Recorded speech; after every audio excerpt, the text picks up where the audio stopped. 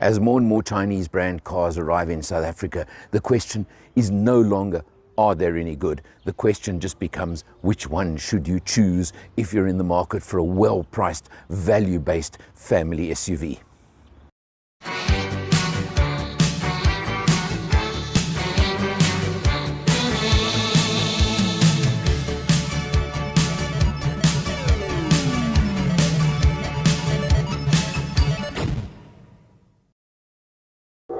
Hi, I'm Alan R from MotorMatters, CHANGECARS and all things motoring. Today we're looking at the Chery Tiggo7 Pro Max. Gee, these names get long, don't they? Recently facelifted, a couple of little changes, and of course this is the first time I'm testing the Pro Max version, which changes a few things we'll cover in a few moments. The grille is big and bold, but it's a typical Chery grille that I think you're getting very used to. But now I want to show you something that I thought was a little bit different on the car. If you look over here, can you see the blue tinge over there on these little slats at the front here? Now, I keep commenting blue means hybrid or electric or anything like that. But sorry, this one isn't either of those. So I'm not quite sure why Chery's chosen the blue. It looks good, I must tell you. It looks very nice, looks very impressive. But just in my book, it confused me a touch. But anyway, not important. Very interesting LED headlights over here. You can see with little daytime running lights underneath. It's got all the features you expect. But then again, you know you're going to get all the features on any car these days, let alone a Chinese-built SUV.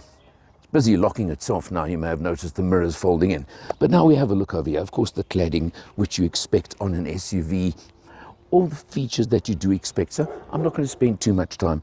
Very attractive 19-inch alloy wheels over here on this top executive model as well, which again, neat features and very, very important. Let's just make it unlock itself. There we go. And let's pop open the back door. And as I jump into the back, let's have a look over here. Now, remembering that the 7 is the middle model, I like to call it, the middle brother of the Tiggo range 478. So it's middle size and it's got a slight coupe-esque SUV look to it. But in the back seat, well, more than enough headroom with my hat on. Driver's seat set for me, and I can't complain about legroom.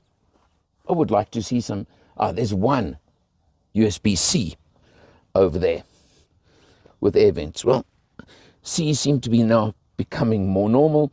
I don't work with them, which is a bit of a pain, but anyway. And interesting, they've got this little postbox effect on the front seat, but I must tell you that it's not really positioned for me to have any use or effect to it. But nicely shaped seats, what they used to refer to as the tombstone with the built-in headrests. You can see in front, leather throughout, and a massive, massive panoramic sunroof. Really is big. I mean, it stretches basically to the back seats. So you got that feature. Again, on this top model, you can see nicely finished on the doors, Sony sound system, all these sort of things, because this is the top of the range model, I'll remind you again.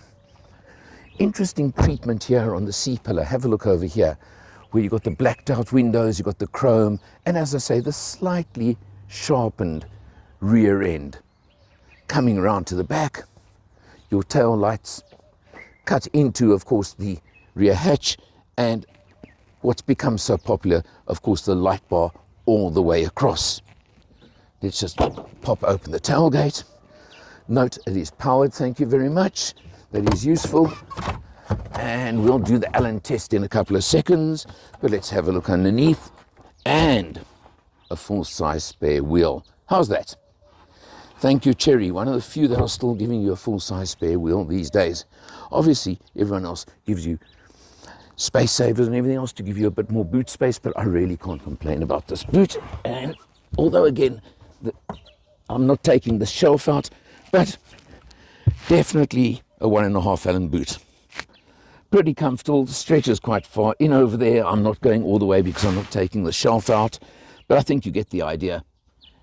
Maybe not as much height, sort of from the floor to the top, but note the flat load sill, so you've got nothing to lift your cases over.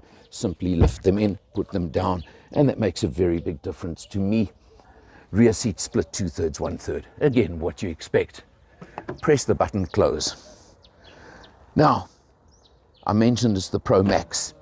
They're very quick to tell you that over there. You get the Pro and the Pro Max. That's the important number over there. Interestingly, Chery identify their models. I'm sure you know this by now. No, that doesn't just tell you it's turbo. That means the torque figure. So Chery's identification always is the torque figure, 290 Newton meters of torque out of this 1.6 litre engine. Oh, by the way, it also gives you 145 kilowatts as well. So it's pretty peppy, and it drives through a very smooth and efficient dual clutch automatic transmission. Let's check on the road, let's check it inside. Savvy investing is best left to the experts. And when it comes to offshore investing, it's even more important to talk to an expert. Well, Earl Don from Forexpert is the guy you should be talking to for your offshore investments. Go. Out for a, well, Saturday cruise for a change, but a famous MotorMatters road trip, driving the Chery Tiggo7 Pro Max. Long name, isn't it?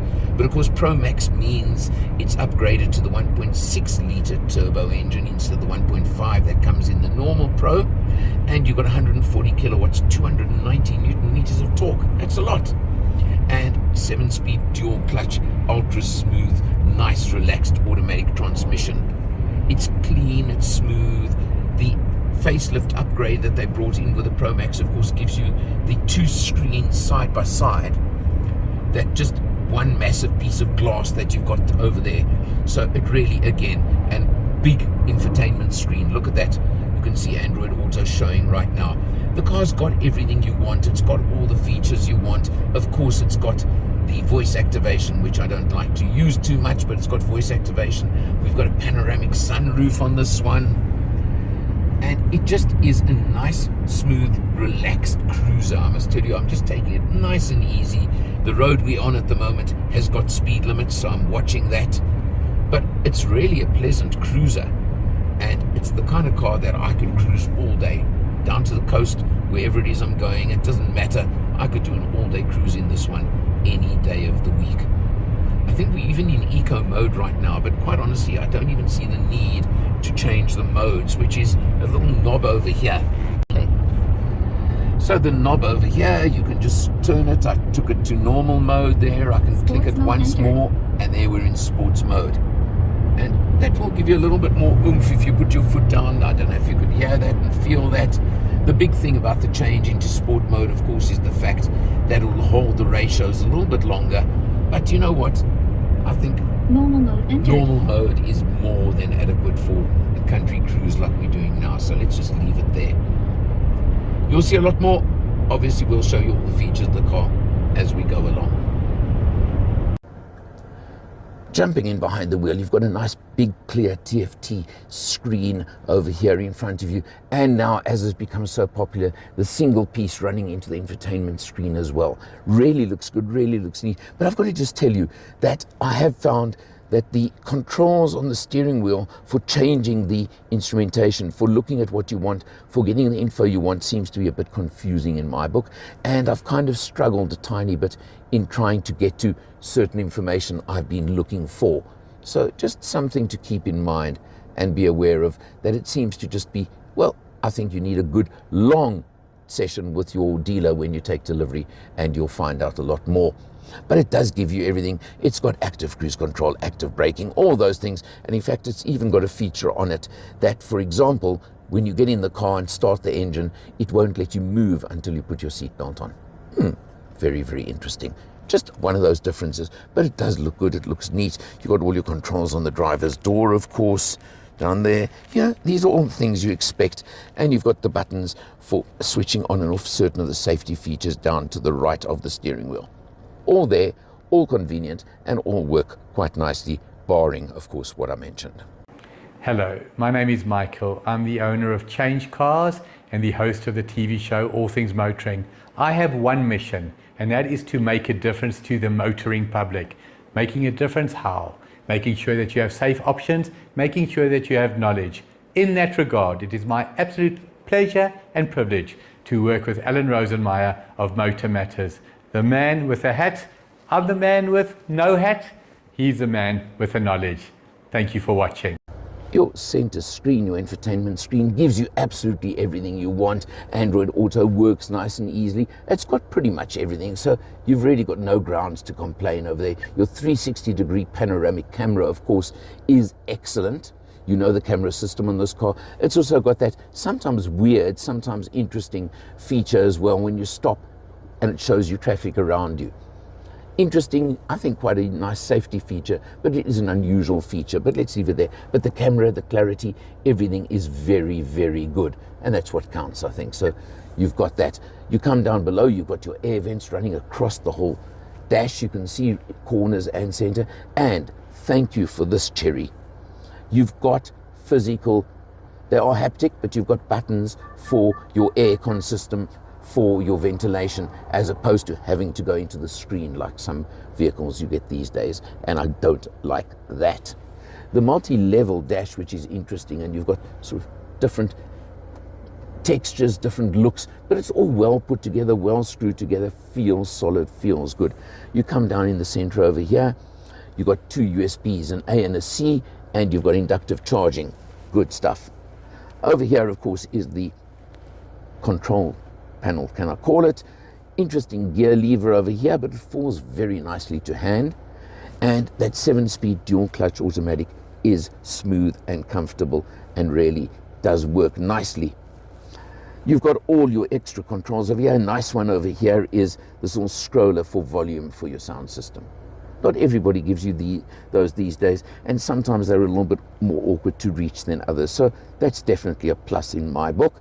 And over here, if you just rather, while I show you this scrolling or this rotating switch, you look at the screen, of course, it gives Normal you mode entered. your modes for your drive modes. You've got eco, normal, and sport, Sports as mode you saw. entered. So there you go, you got the three. I'll be honest Normal with mode you, entered. I drove it in eco Economic mode entered. this whole test, but at least you've got the different modes. You've also got the dual center console, that lower section over there, which gives you nice security. It's got your 12-volt socket over there and one or two other little features as well. And you've got a nice, decent center console over here. Again, nice to have and useful. And I've just found some biscuits there, which we have. Full leather, and I mentioned the massive panoramic roof. Now, the thing about the Tiggo7 is when they first launched it, they launched it just with a 1.5 litre engine, as in the Tiggo4, the 105 kilowatt version and 240 Newton meters.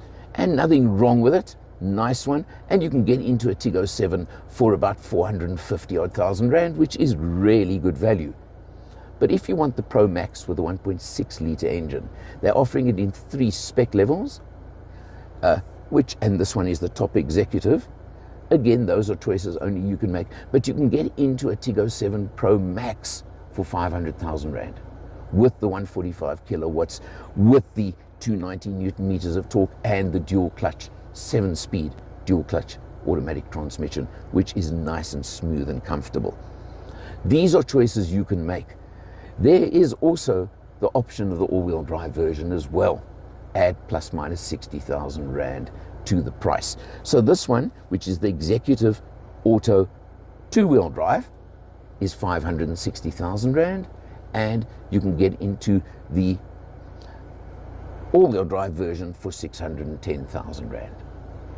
Yes, I would like the all-wheel drive for the safety factors, but it's not absolutely necessary. You can feel the extra power on the pull-off, but it's not like the 8 where it scrabbles just to hold and to pull off nice and smoothly in the front-wheel drive version. This one, even in the front-wheel drive version, it's not that overpowered feeling that I felt in the 8, where I would say that all-wheel drive was almost a must. In this case, you can really make up your own mind and talk to your bank manager and see what he says. The Chinese onslaught continues. Their value for money is just unbeatable so much of the time that as new cars, I think you'll agree with me, they really, really feel like they are fantastic value for money propositions. They give you 5-year, 150,000 kilometer warranty. They give you that 10-year drivetrain warranty if you're still the first owner. 10 years, 1 million kilometers. They're serious about business. And you can see how serious they are about their products too. For MotorMatters, Change Cars, and all things motoring, I'm Alan R. See you next time.